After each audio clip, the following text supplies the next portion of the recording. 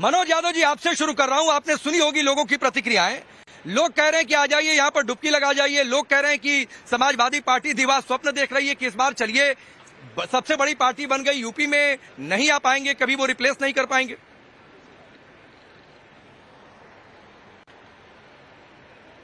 निश्चित तौर पे बनारस की जनता को मेरा प्रणाम, और बनारस की जनता के लिए मैं सिर्फ एक ही बात कहूँगा कि जो इंडिया अलायंस और समाजवादी पार्टी के सरकार से जो मांगे हैं, जो डिमांड है, जो मुद्दे हैं, वो कोई हमारे समाजवादी विचारधारा के लोगों के नहीं हैं।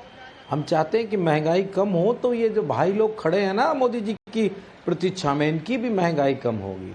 हम चाहते हैं कि रोजगार मिले, नौकरियां मिलें। सरकारी नौकरियों का जो बहुत बड़ा एक वैकेंसी खाली पड़ी सेंट्रल गवर्नमेंट से लेके उत्तर प्रदेश में, तो वो सिर्फ समाजवादी पार्टी के लोग थोड़ी नई नौकरियां वैकेंसी निकलेगी लगेंगे।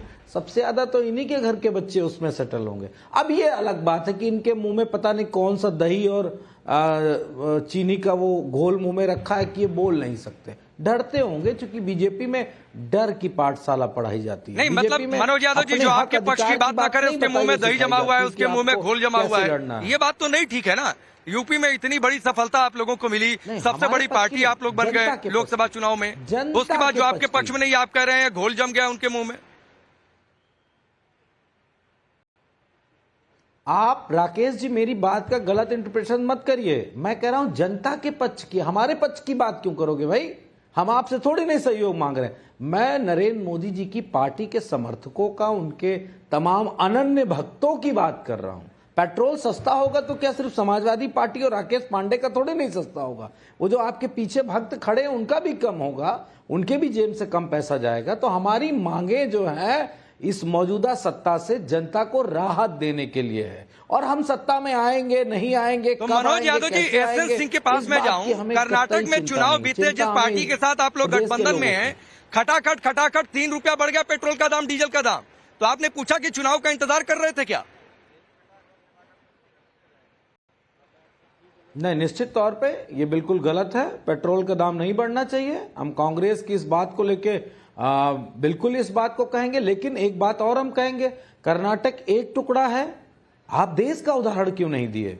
देश में पेट्रोल डीजल के दाम कितने महंगे हो गए, सिलेंडर के दाम कितने महंगे हो गए। कर्नाटक तो एक पार्ट है, और कांग्रेस से हम इस बात की मांग करते हैं कि उनको दाम नहीं बढ़ाने चाहिए, उनको दाम अपने कम करने चाहिए, रिलैक्सेशन जनता को देना चाहिए। अगर वो नहीं देते हैं तो फिर गलत है, उनको कोई हक नहीं बनता है। लेकिन दूसरी बात यह है, नहीं, बहुत शानदार आपने बात कही है। एसएन सिंह, थोड़ा सा समय दीजिएगा। रोशनी जायसवाल बोलिए। अब तो सीधे यहाँ पर सपा आपसे सहमत नहीं है जो कर्नाटक में हो गया।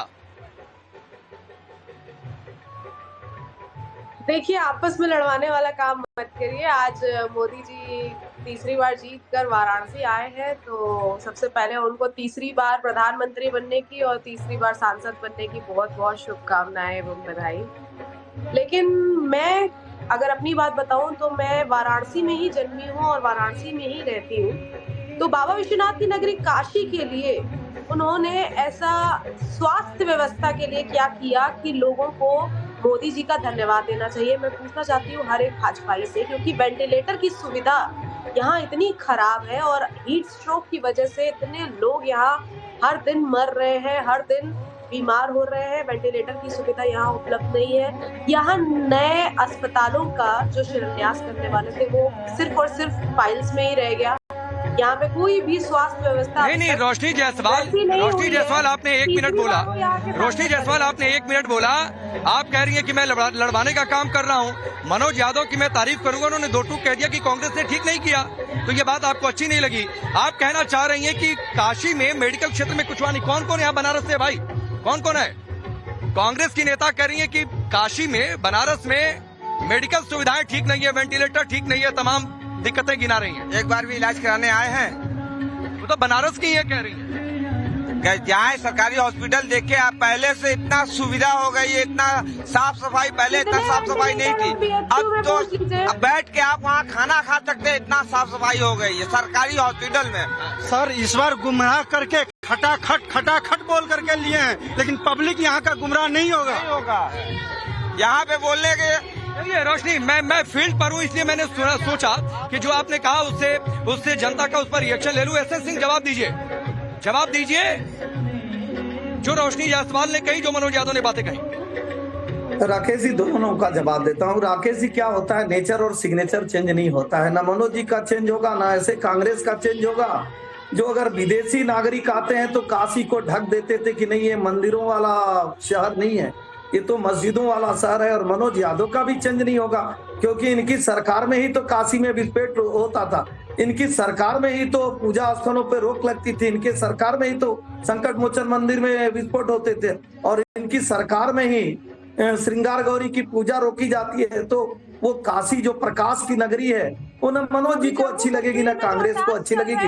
हम तो काशी की जनता को राकेश जी धन्यवाद देने आए कि 2014 में भी भारतीय जनता पार्टी और मोदी जी पर आशीर्वाद बरसाती है, 2019 में भी, और लाख विरोध और लाख षड्यंत्र के बाद भी 2024 में भी काशी की जनता का प्रकाश भरा आशीर्वाद वो मोदी जी के साथ है। तो निश्चित तौर पर इन लोगों को गाली देने का अधिकार है कि लाख षड्यंत्र के बाद भी काशी की जनता इनके साथ नहीं जा रही। इन्होंने पूछा कि वहाँ विकास का क्या हुआ। अरे भव्य रेलवे स्टेशन काशी में, एयरपोर्ट से ज्यादा बेहतर रहेगा। चौड़ीकरण काशी में, मुद्दों पे बात करिए, कॉरिडोर काशी में, हम चाहते हैं कि मुद्दों पे बात हो। पुनर्विकास काशी में, 7 धोबी घाटों का विकास काशी में, बड़े बड़े क्या देश के जो मुद्दे हैं उन मुद्दों पे आपने बात की? एक एक करके बोलिए, एक एक करके बोलिए। मैं फील्ड पर हूँ, आप सबसे गुजारिश है, फिर आप लोग एक साथ बोलेंगे, मुझे किसी की आवाज नहीं सुनाई देगी, दर्शकों को भी नहीं समझ में आएगा। तो एक एक कर बोलिए, मैं सबके पास आ जाऊंगा।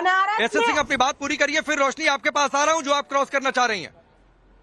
देखिए, रोशनी जी पूछ रही थी कि काशी में हुआ क्या है। हमारी बहन अगर काशी में है, सबसे बड़ा तो विकास हुआ है कि काशी का नाम समाजवादी पार्टी के लोग भी लेने लगे और कांग्रेस के लोग भी लेने लगे, क्योंकि काशी का नाम लेते ही इनकी सरकारें गिर जाती थी। और समाजवादी पार्टी के सबसे बड़े नेता ने कहा काशी में तो लोग अंतिम समय में जाते हैं। इन्होंने पूछा काशी का विकास क्या हुआ है। दिव्य काशी, भव्य रेलवे स्टेशन, भव्य एयरपोर्ट, काशी कॉरिडोर, कामेश्वर महादेव मंदिर, दशाश्वमेध घाट, गदौलिया घाट, फ्लाईओवर, सड़कों का निर्माण, स्मार्ट सिटी, घाटों पर लाइटिंग। रोशनी आप जवाब दीजिए, काशी के लोग कभी रिंग रोड के बारे में, जब पहले समय था तो लोग कहते थे भाई सड़कें चौड़ी नहीं हो सकती हैं, रिंग रोड बनी नहीं सकता है। आप बनारस में रहकर अगर ऐसी बातें कहें तो फिर लोग आपका मजाक उड़ाना शुरू कर देंगे। आप 10 कमियां गिना सकती हैं, कह सकती हैं कि ये चीज अधूरी रह गई, इस पर और तेजी से काम हो। देखिए, बनारस में 8 विधायक है, 8 विधायक भाजपा के, 3 मंत्री है, तीनों भाजपा के, 1 मेयर है वो भी भाजपा का। सब के सब मिल गए तब भी 1.5 लाख के वोट मार्जिन से जीते हैं हमारे देश के प्रधानमंत्री मोदी जी। और रायबरेली से ना कोई हमारा कांग्रेस का विधायक, ना कोई सांसद, भारतीय जनता पार्टी के नेता वहां से जीते हैं। देश के प्रधानमंत्री काशी से जीते हैं, 14 में भी काशी से जीते, 19 में भी काशी से जीते और 24 में भी काशी से जीते। 14 में देश के जो प्रधानमंत्री बनते हैं वो भी काशी के नाते ही बनते हैं, 19 में भी काशी के नाते, आप 24 में इसी नाते। तो काशी के जनता का आभार प्रकट करने देश के प्रधानमंत्री, आपके प्रधानमंत्री आदरणीय मोदी जी गए। अब काशी में रह के आपको काशी का विकास नहीं दिख रहा। आपकी सरकार में कोई नवाब आता है, ठीक है, मैं आगे बढ़ रहा हूँ। रोशनी का सवाल, आप 1.5 लाख मार्जिन गिरा रही हैं। भारतीय जनता पार्टी में 7 लाख 8 लाख वाले जीत वाले भी नेता हैं, तो मैं अभी मार्जिन पर बात ही नहीं कर रहा हूँ।